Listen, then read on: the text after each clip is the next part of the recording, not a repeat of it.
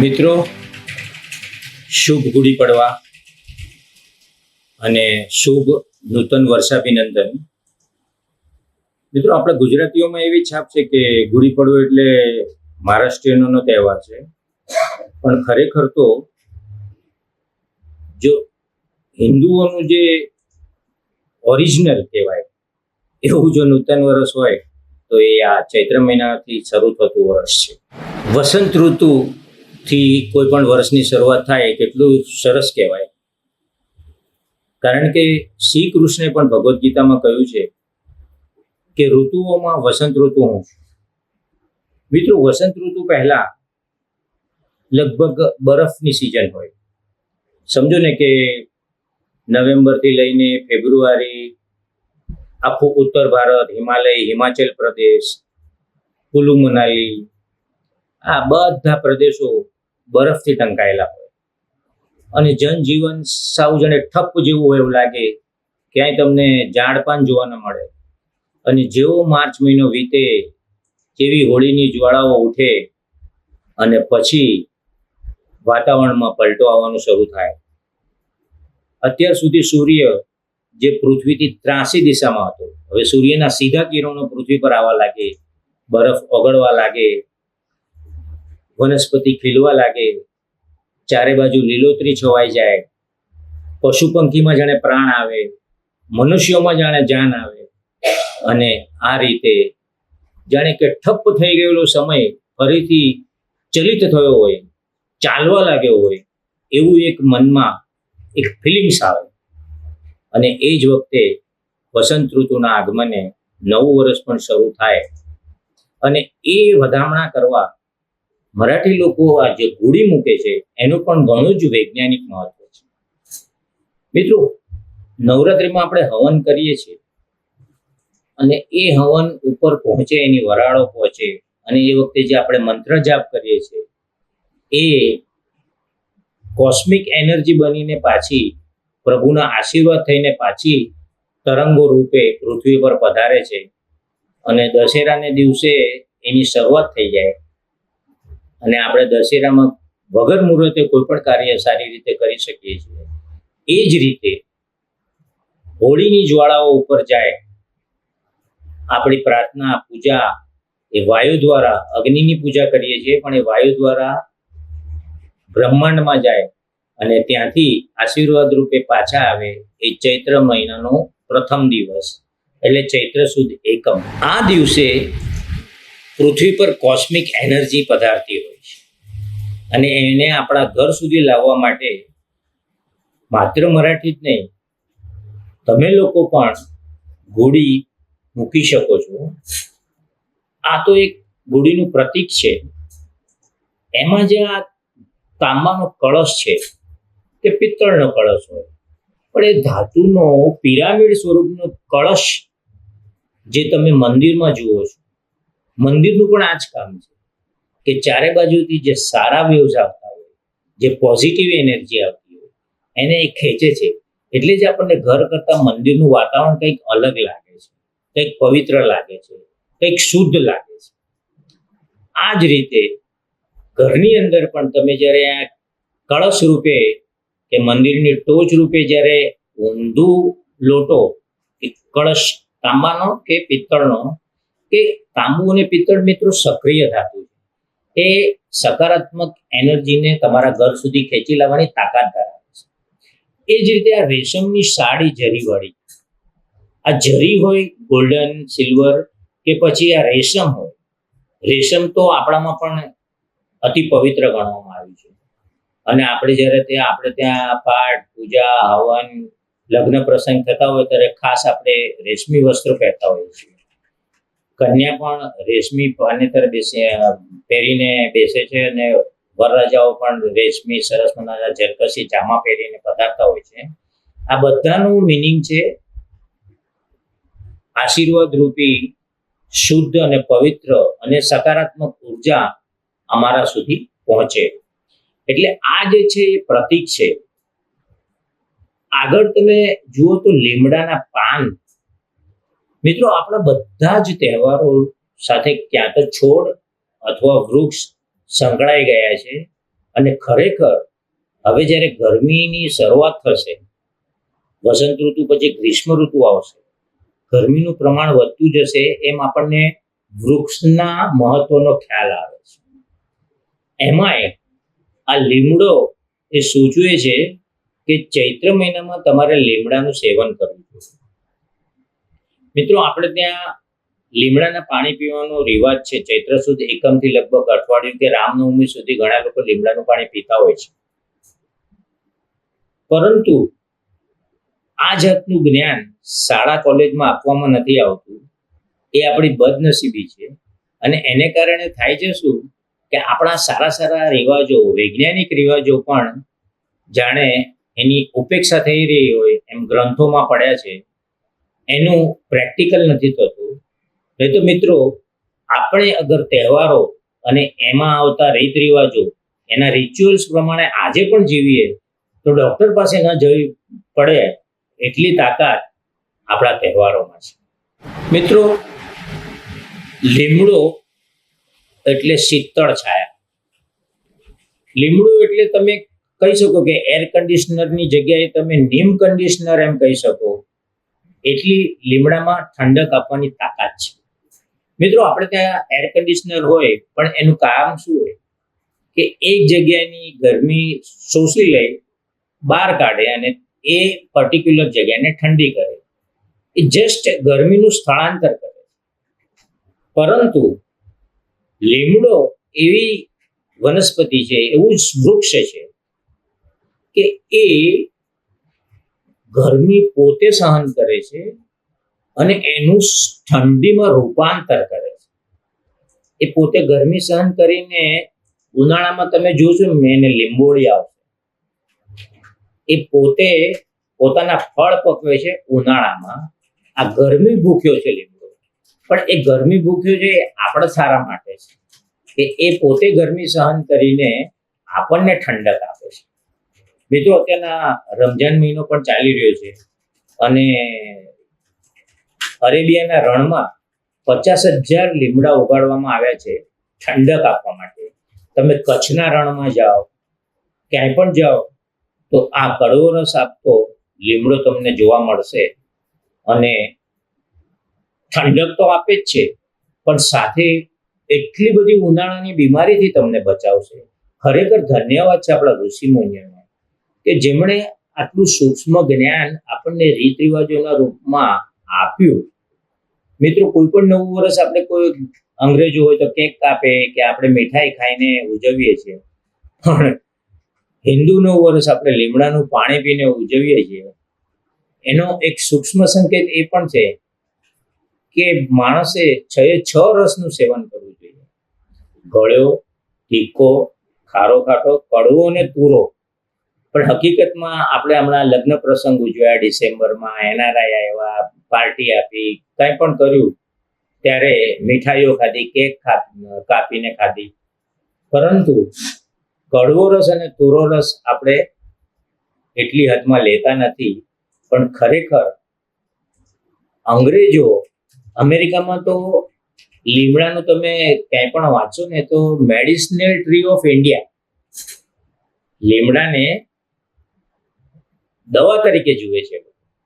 અને તમને એક આડકતરી વાત એ પણ કહી દઉં કે ત્યાંના અમુક ઉદ્યોગપતિઓ લીમડાની પેટન્ટ, ભારતમાં જેટલા લીમડા હોય એની પેટન્ટ લઈ લેવાના પ્રયત્નો પણ કર્યા હતા.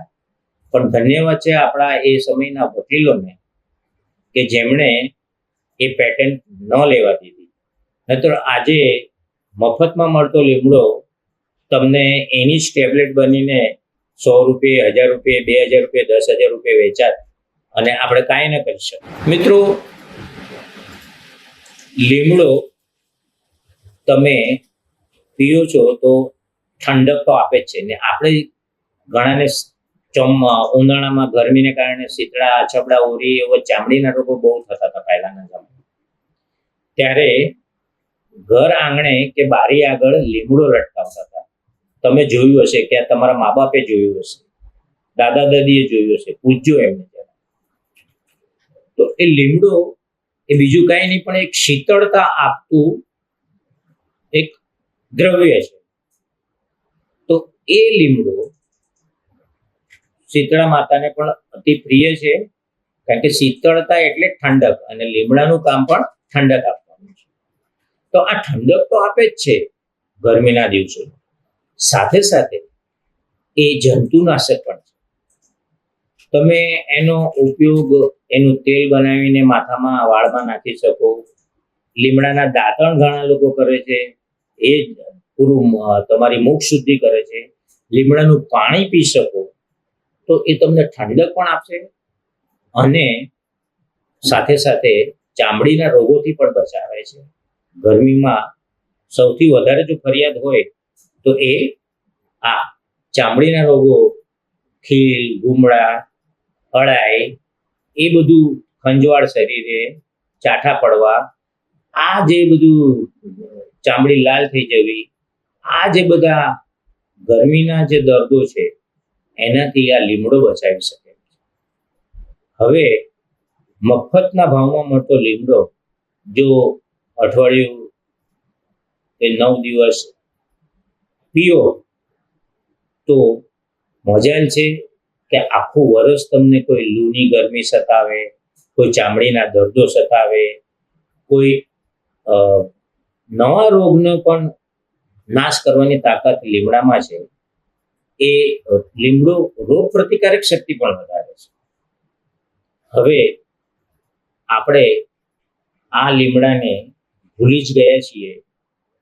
ઓહો, લગ્ન પ્રસંગમાં જ્યાં જુઓ તે સવારના થી લઈને સાંજ સુધી, ગોળદાણાથી લઈને રાતના કન્સર્ટ સુધી બધે જ મીઠાઈઓ, મીઠાઈઓ, મીઠાઈઓ. પણ ઋષિ મુનિઓએ જે લીમડાનું આજે આપણે ઉપયોગ કરવાનું જે ચૈત્ર મહિના જોડે જોડી દીધું છે, એ ખરેખર ધન્યવાદને પાત્ર છે. એ લોકો કેટલા સાયન્ટિફિક હશે, જે આજકાલ એનામાંથી, લીમડામાંથી જે દવાઓ બની રહી છે, ત્યારે એ લોકો કેટલા સાયન્ટિફિક હશે અને કેટલા નિસ્વાર્થ ભાવે એ લોકોએ આનું કનેક્શન આપણા તહેવાર જોડે કરી દીધું. મિત્રો, કંઈ નહીં તો આટલું લીમડાનું પાણી તમે ચૈત્ર મહિનામાં જરૂરથી પીજો. મિત્રો, આની જોડે બીજો પણ એક સરસ મજાનું વ્રત સંકળાયેલું છે, એ છે અલુણા વ્રત. અલુણા એટલે લૂણ એટલે મીઠું, અલુણા વ્રત એટલે મીઠું ન ખાવું અથવા મીઠાનો ઉપયોગ ઓછો કરવો. મિત્રો, આજના વિજ્ઞાને સાબિત કરી દીધું છે કે મીઠું એ બીજું કંઈ નહીં પણ સફેદ ઝેર છે, અને એ શરીરની બીમારી વધારવાનું જ કામ કરે છે. અને આપણા પાઠ્યપુસ્તકોમાં તો ઓલરેડી એવું લખાઈને આવે છે કે 35 વર્ષ પછી મીઠું બંધ કરી દેવું. પણ હું એમ પ્રશ્ન પૂછવા માંગુ છું કે શા માટે કાયમ માટે બંધ કરી દેવું? મીઠાની પણ શરીરમાં જરૂરિયાત છે, એટલે લવણ કહેવાય, એની પણ શરીરમાં જરૂરિયાત તો છે જ. પરંતુ આપણું આયુર્વેદ કે આપણા ઋષિમુનિઓની જે વિચારસરણી છે એ એનાથી પણ એક ડગલું આગળ વધી છે.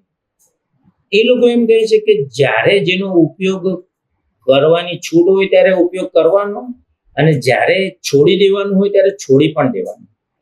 આમ 12 મહિનામાં ક્યારે કઈ વસ્તુનો ઉપયોગ કરી લેવો અને ક્યારે કઈ વસ્તુ છોડવી, એ એકમાત્ર આ સનાતન ધર્મમાં આવતા તહેવારો આપણને શીખવાડે છે.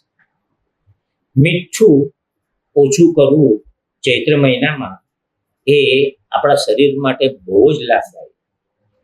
એક તો મીઠાને અને ગરમીને ડાયરેક્ટ સંબંધ છે.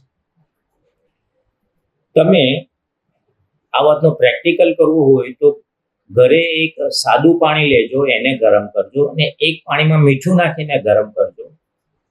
તો બેવને ઠંડા પડતા કેટલો સમય લાગે છે એ જોશો તો જે સાદું પાણી છે એ ઝડપથી ઠંડુ થઈ જાય. પણ જ્યારે પાણીમાં મીઠું નાખેલું હોય એ પેલા મીઠાના જે 2 અણુઓ એને અવરોધ આપે, એટલે એ જલ્દીથી બાષ્પીભવન થતું નથી, એ ગરમીને ટકાવી રાખે. હવે જ્યારે ગરમીમાં આપણને ઠંડકની જરૂર હોય, બહુ ગરમી પડે ત્યારે પરસેવો થાય, પણ જો મીઠું વધારે ખાતું હોય તો એ પરસેવો જલ્દી ઉડે નહીં, એનું બાષ્પીભવન ન થાય અને એ જ પરસેવામાં પછી ભેજને કારણે બેક્ટેરિયા ઘર ભાડી જાય અને શરીરમાં ચામડીના દર્દો, શરીરની ગરમી વધવા લાગે.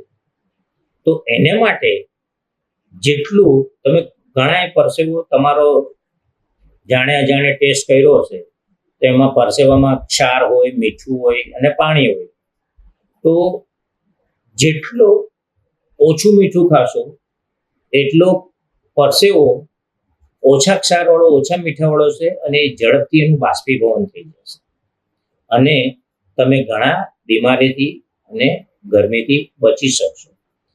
આ ઉપરાંત ઘણાને ગરમીમાં બ્લડ પ્રેશરની ચિંતા સતાવતી હોય, કોલેસ્ટ્રોલની ચિંતા સતાવતી હોય, આ બધા કાયમી દર્દો છે.